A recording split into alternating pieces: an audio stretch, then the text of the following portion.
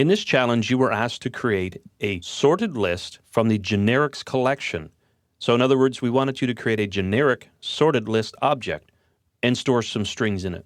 Now by default, with a C# console application, Microsoft already includes the using directive for the system.collections.generic namespace. This means you don't have to import system.collections.generic. It's already there for you. So here's the way I would write this, is step into my main method within the body, and I'm going to make use of IntelliSense, and as I start typing sort, we can see that Visual Studio pops up the list of classes that it knows with all of the imported namespaces. Start with SOR.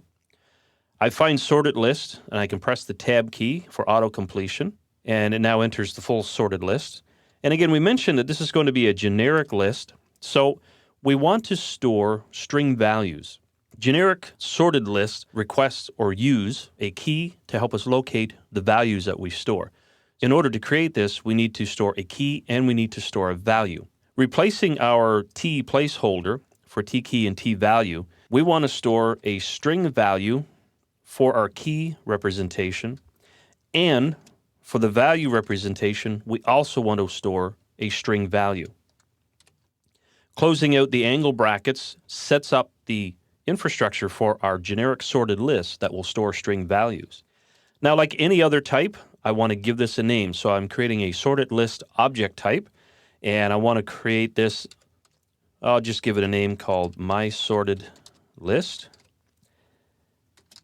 And then we use the new keyword again. As we hit space, IntelliSense automatically pops up the new completion for a new sorted list with the modifiers already changed to string. So just press tab and that inserts that for us automatically.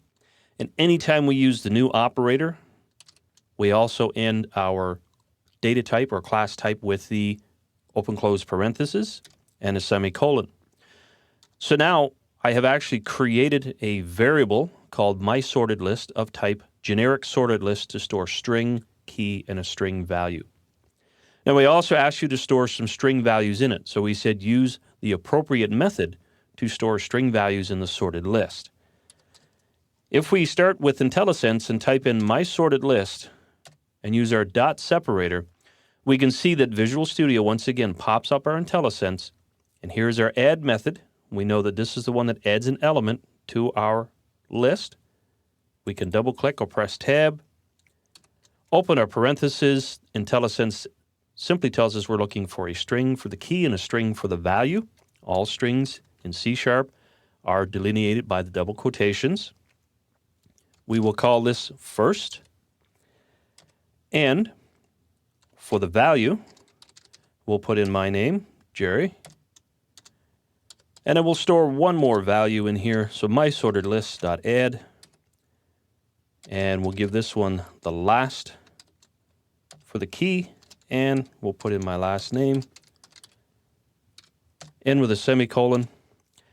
And Visual Studio is happy, so we have created our generic sorted list object to store string values using the appropriate method, which was add.